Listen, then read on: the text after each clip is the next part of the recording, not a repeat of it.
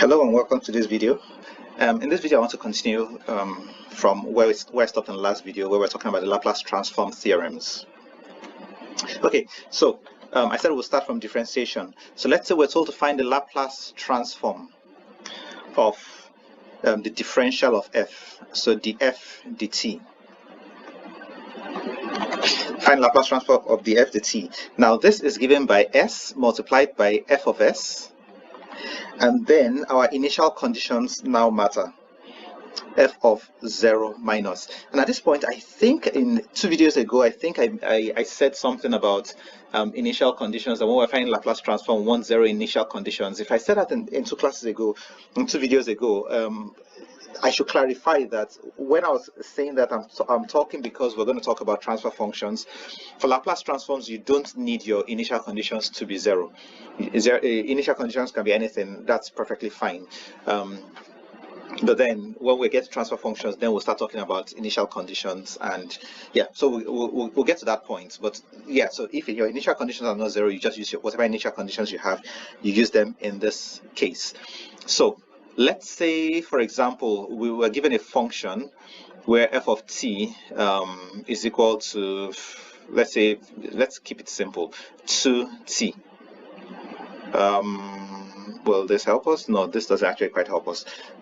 No, let's not use this as an example. Let's say we're given a differential equation, and we're given a differential equation, say df dt plus 2 plus 2u of t is equal to 0. Okay, let's say it's equal to 0, and we're also given that initial conditions f0 is equal to 1. If we're given this, then we can find the Laplace transform of this entire equation, left hand side and right hand side. We can find the Laplace transform of this entire expression. And to find the Laplace transform, by the way, that is not a strange thing. So to find the Laplace transform of this entire expression, we're going to use that when we start talking about transfer functions. So we want to find the Laplace transform of this entire expression. First of all, find the Laplace transform of this expression over here. So let's say we want to find, let me just write it out the way we're used to. I want to find the Laplace transform of that, given that the initial conditions f of 0 is equal to 1. So what we have is our equation, theorem here says we have s f of s. So whatever f of s is, if we know what f of s is, then we can just slot that in here. But whatever f of s is, we can just leave that in here. So it is s f of s minus initial condition. Initial condition in this case is 1. Then Laplace transform of 2, that's plus 2 0 over s, and this is equal to 0. So this is the same thing as s f of s plus 2 over s is equal to 1. What's this useful for? Well, let me go ahead and make f of s the subject of this expression. If I make f of s the subject of this equation, we could do that by doing, let's say, we could cross multiply. We'll take s, use s to multiply both sides, and take this to the other side, and okay, no points. Just divide through by s, and then move this to the right hand side. So we have our f of s will be equal to 1 over s minus 2 over s squared. I mean, we're not trying to solve for anything here. I'm just writing it out in this form. Point is, you can find the Laplace transform of this entire expression, and this is what we arrive at. Okay. So that is for a first differential. If we had a second differential, for a second differential, I won't bother taking an example on this because it's effectively very similar to what we had just now. Second differential of f of t. Second differential of f of t, you have s squared times f of s. So if we had the fifth differential, it makes sense that this would have been s raised to power 5. But now we now subtract and take note about this. S f of initial conditions, but then we have another initial condition. Since it's the differential, second differential, then we also have to think about the so we have 2 initial conditions. Okay, how best to explain this? Yeah, so this should have a prime there. Should I write it this way? I hope you understand that this means the initial condition of the first differential. So there are 2 initial conditions to factor in here. Since we're dealing with the second differential, then think about the first order, the initial condition f of 0, but also the initial condition of the first differential. We also need to factor that in here. So you have s squared f of s minus s times f times your initial condition f of 0 minus your initial condition of the first differential f prime of 0. Now you see a pattern here, so that we could just simply write that if we're told to find the Laplace transform of the nth differential of of f rather, of the nth differential of f, then what you will have will be s to power n f of s, and then the powers of s will now start decreasing, and if you want, the differentials will start increasing. So we could write this in a sum, and I hope I write this sum correctly now. Let's say we use I. So we're going to increment I from 1 up to n, since we're differentiating to n, from 1 to n, or should I take it from 0 to n? Let's make this so. This one will be, if so, we started, this was n, next thing that will be here will be n minus 1. So when this is 1, that will be that. So what you have here will be n minus I. So whatever this value is here, we'll be subtracting that here, and then we have that's s of that, and then your differential.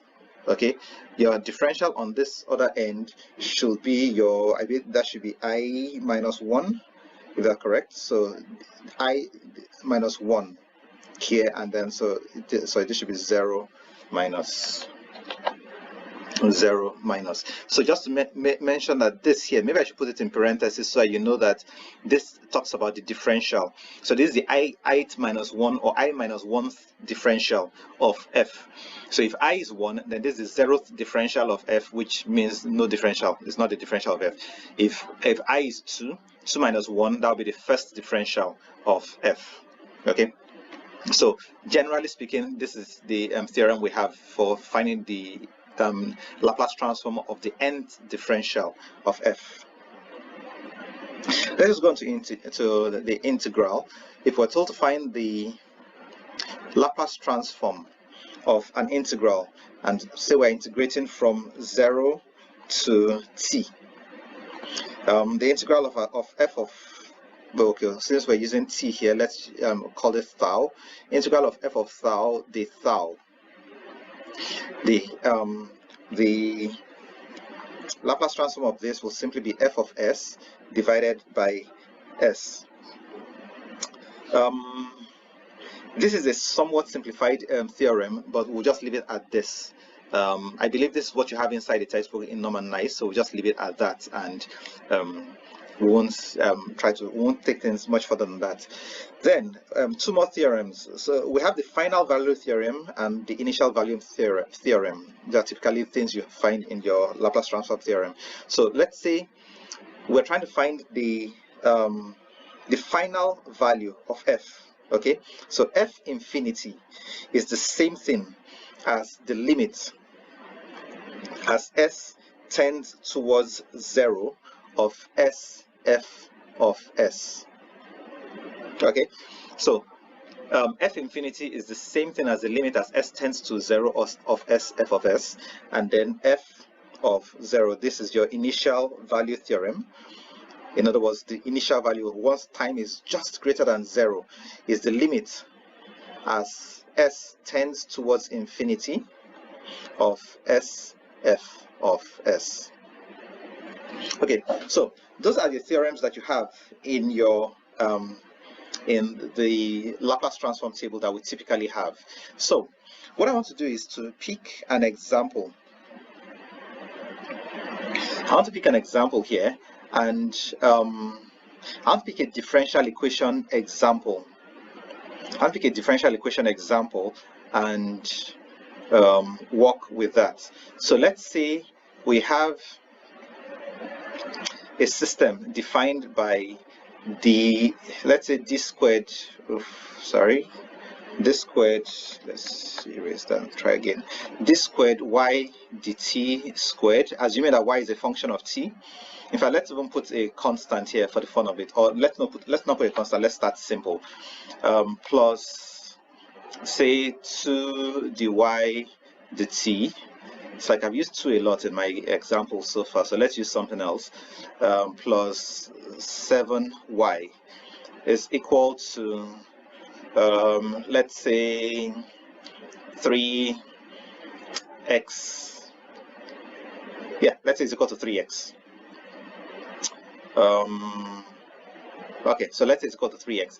And since the differential equation and we have a second differential in here, let me just say that your y of 0, many times you just see me write y of 0 instead of y of 0 minus. So y of 0, let's say that is equal to 0, and let's say your y of 1, sorry, y of 0, y prime of 0 is what I want to write, y prime of 0. Is this obvious what I wrote? Let me rewrite that so that we're sure. Okay, so y prime of 0, let's say that is equal to 1. In fact, no, let's make that also equal to 0. So when you have this kind of expression here, what we simply call this is 0 initial conditions.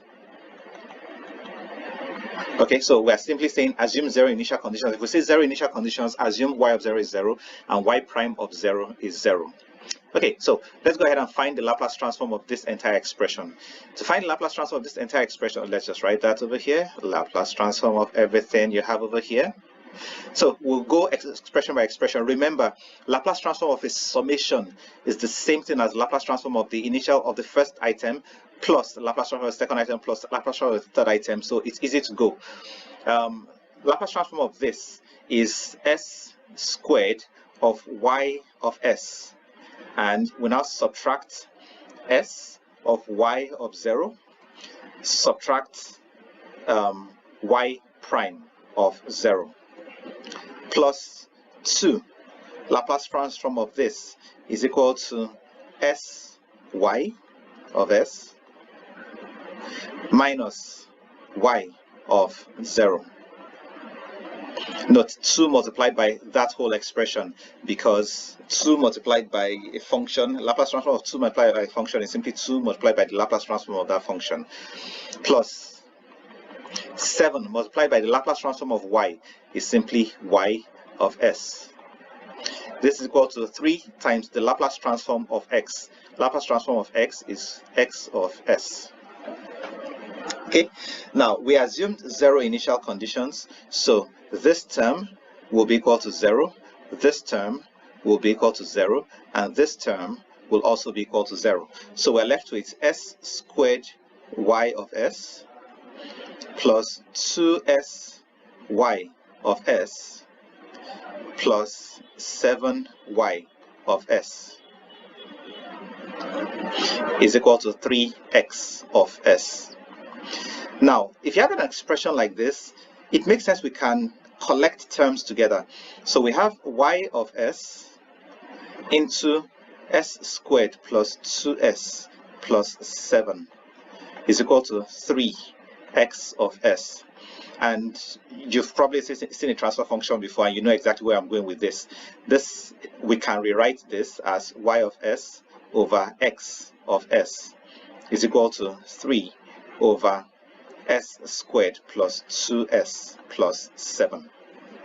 So this is our expression.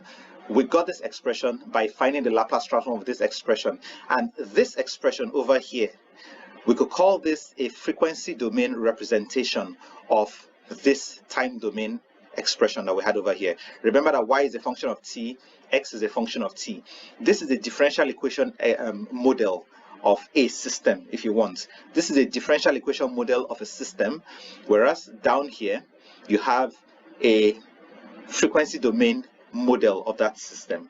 This particular frequency domain model of that system is called a transfer function. Transfer function. And in calling this a transfer function, I am making some assumptions. I am making an assumption that this is your output and this is your input.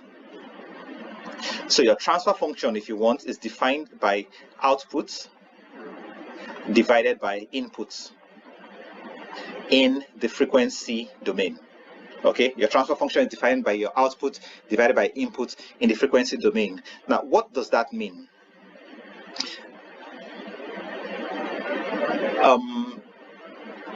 Maybe I should leave that for a later video. But that, yeah. So let's just this transfer function defines how the output relates to the input. So let me not resist the temptation. Let me actually let's actually kind of demonstrate what this means. If this is a transfer function, if this here is a transfer function, then what that simply means is that your output is defined by y of s is defined by this whole expression on the right multiplied by your input x of s. So let's assume I decide to supply a ramp. Let's say we said we want to supply a ramp. Remember, the unit ramp is defined by t u of t. Okay, so let's even say it's not a unit ramp, so that you know that a ramp does not have to be a unit. It does not have to be a unit ramp. So let's say we supply 3t u of t. So this is a ramp. It is not a unit ramp, but it is a ramp. If x of t is equal to this, that means your x of s is simply equal to 3 over s squared. If that is the case, then I can find the output to this system. I've not told you what type of system it is. We just know the differential equation model. We know the transfer function model. Then we can find the output of this system. And the output of this system will simply be this whole expression multiplied by your x of s. So that'll be 3 over s squared plus 2s plus 7 multiplied by 3 over s squared. Okay, which is simply equal to 9 over s to the power 4 plus 2s plus 7. So this is the output you get from this system. Your y of s is simply equal to this. Now, can we find our y of t from this expression? Can we find our y of t from this expression? Well, the answer is actually yes. But how can we do it? If you think for a moment, if you look at this right-hand side here, this right-hand side looks quite similar to what we had when we took an example in the previous class that was something similar to this. We had a function that was e to the power of minus at sine omega t u of t. We had an example that was of this form, and the answer, the response we got from that system was something that looked somewhat like this. So maybe your y of t is actually an exponentially decaying sinusoidal function. So I would suggest that this function y of t is actually an exponentially decaying sinusoidal function u of t that begins at time t is equal to 0. Okay, I would suggest that that is what that is, but we'll tackle that in the next class. See you in the next class.